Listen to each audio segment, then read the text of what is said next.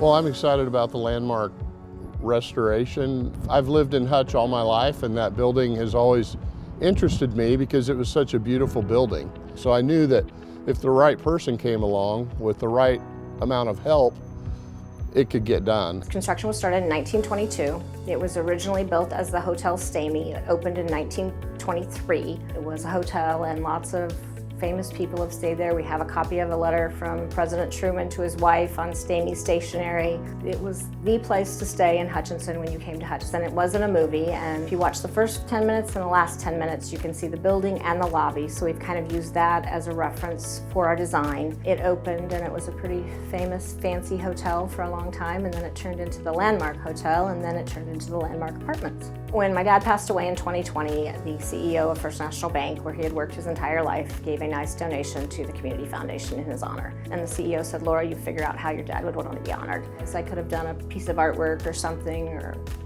but Dad didn't like to be recognized, so I thought that's not it. So I called my friend and the realtor and had her show it to me, and I was like, walked in and I got a vision, and I'm like, this could be really cool. So the plan for the property, it was originally 40 apartments, but when we designed it, we realized that made them a little too small. So we worked with the Kansas Housing Resource Corporation and dropped it to 36. 24 of them are moderate income housing. We have state and federal historic tax credits are what will help pay for the majority of it.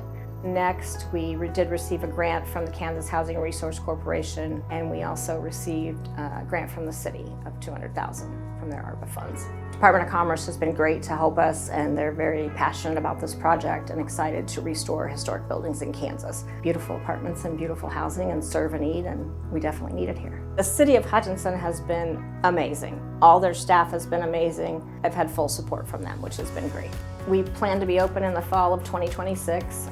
We will be starting a waiting list probably sometime next year because we've already had some calls about when we're going to be open. Most of the feedback I've heard has been good. They understand, that there is a capital stack and that part of the Star Bond project is the bottom floor of the Landmark. And most people are very supportive of it. Most people understand the benefit of having places to live downtown, close to a grocery store, close to a beauty shop, close to restaurants. There's a brewery right across the street. So I think that people really do understand the benefit of having this. There's been a lot of good things that have happened downtown, even without the Landmark getting refurbed, but now that that's refurbed, it's gonna just snowball the good things coming for downtown.